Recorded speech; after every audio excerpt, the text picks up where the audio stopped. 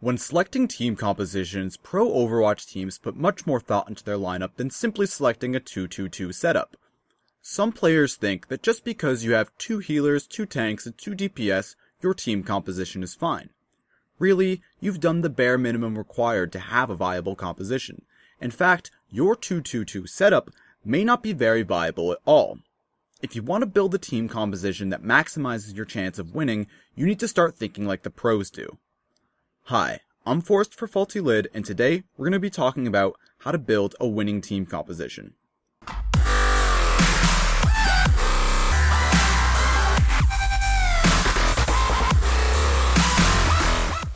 The first thing to understand is that Blizzard's hero categorizations and team comp recommendations are terrible. They hardly reflect what the hero's actual role is and don't help you fill all the roles your team needs. If you actually follow them to a T, you're going to be doing yourself a disservice. If you want to build a winning team composition, you're going to want to think about choosing 6 heroes to fill 6 different roles. The main DPS, the flex DPS, the main tank, the off tank, the main healer, and the off healer. This is by no means the only effective way of constructing a lineup, but it is a reliable one. The first group we're going to go over is the tanks. Overwatch has 5 tanks, with Mei arguably being the 6th, yet only 2 of these 6 tanks can actually fulfill the space control role that the main tank is responsible for. These heroes are Reinhardt and Winston. Reinhardt's shield holds the space behind him and allows his team to hold the space or push slowly towards another. Winston, on the other hand, uses his dive and shield combination to create space by eating up enemy space. This allows DPS heroes to swarm the enemy team while they panic to deal with the gorilla. Main tanks are what allow teams to push into teamfights successfully. Without one, you're making attacking a point much more difficult than it has to be. On payload and assault maps, you can never go wrong with Reinhardt, and on Eichenwald, he's practically required. I recommend always using a Reinhardt for these maps when on defense. On attack, both Reinhardt and Winston are effective.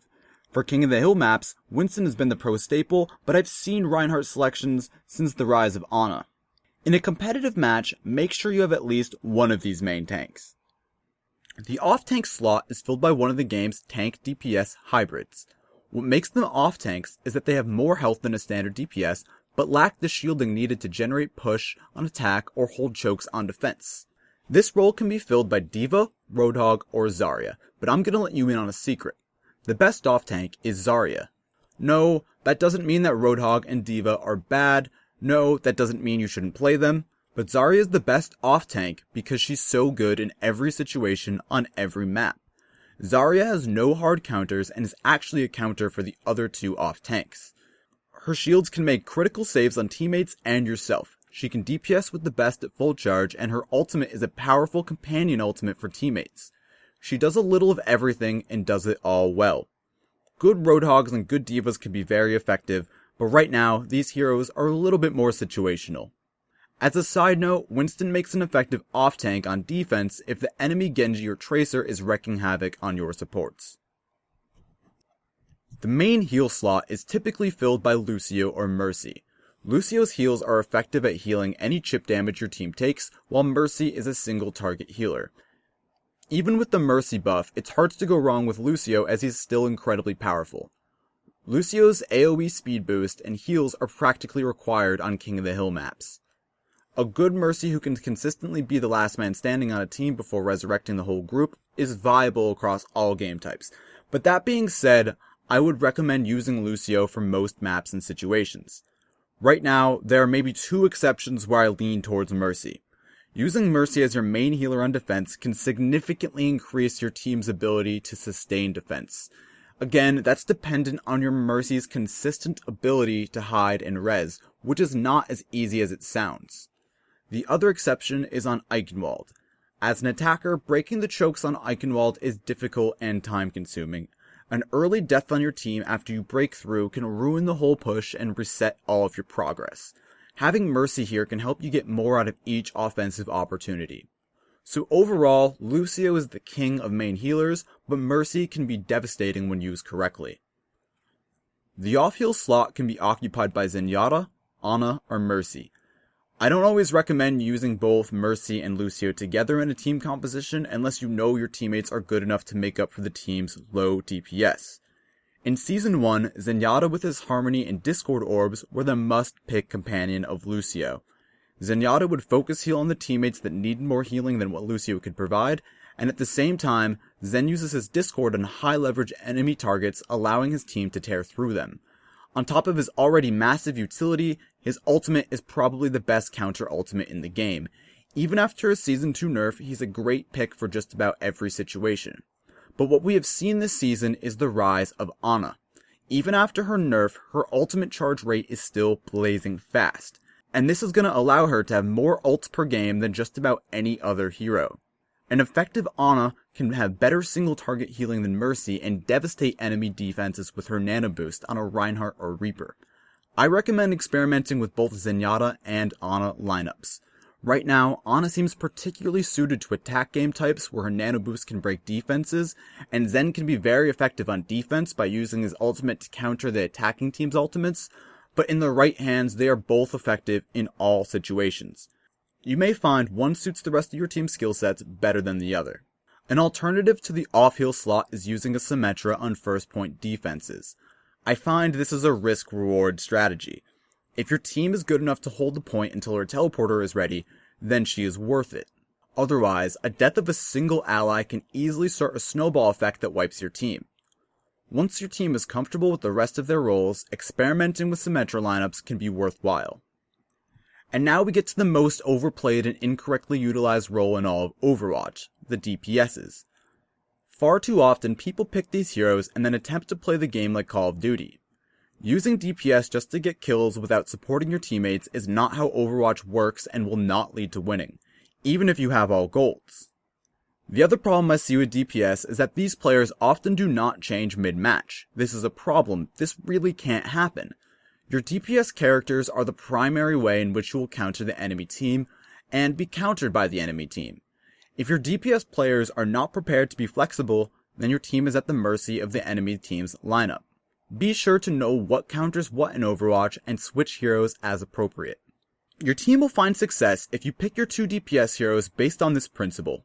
You want one DPS that can stand behind Reinhardt's shield and one DPS that flanks. The main DPS fills the role of standing behind Reinhardt's shield. The best hero for this role is McCree, since his flashbang effectively counters every flanker in the game. If you're like me and don't have precision one-shot aim, Soldier 76 is an effective alternative up to low diamond skill rating. Using a Reaper here is also an excellent option as long as the Reaper remains with the core of the team and does minimal flanking. Mei and Junkrat can also stand behind Reinhardt's shield, but I consider them more of a flex DPS. Their projectile weaponry, by definition, makes confirming kills a bit more challenging than a hit-scan weapon. We want our main DPS to have consistency, which is why we want a hit-scan hero. The flex DPS is best used by a hero who can flank or disrupt the enemy team. On offense, effective heroes for this slot include Reaper, Pharah, Genji, Tracer, and only in really accurate hands, Hanzo. On defense, effective heroes are Reaper, Pharah, Junkrat, and Mei. Again, these aren't the only options, but following these design principles will get you a solid composition. It's also important to remember we need to pick our DPS heroes to counter and not be countered. So if you're playing Pharah and the other team's McCree is killing you, you should probably switch to a hero that isn't target practice in the sky. Overwatch is all about switching in order to make your kills easier and your opponent's kills harder. All that stuff about switching said, there is a lineup that works for just about every situation. If you're ever unsure what your opponents will pick at the start of a match and you want to prevent being countered, then choose this lineup. The lineup is a main tank of Reinhardt, an off tank of Zarya, a main heal of Lucio, an off healer of Ana, a main DPS of McCree, and a flex DPS of Reaper. These 6 heroes do not constitute a best lineup. They are not universally the best picks for every scenario. However, this lineup plays around counters incredibly well, and that's primarily because good counters for Reaper, McCree, and Zarya don't really exist. I recommend using this lineup as a go-to whenever you're unsure how to deal with something. Especially on defense, where showing up with a bad lineup is much more devastating than offense. This lineup currently has high usage in the pro scene. The beginning of Season 2 saw the pro team Ninjas in Pajamas pioneer a 3-tank, 3-support strategy that was so difficult to kill, people were worried it was becoming the new cancer strategy, a strategy that has no counter.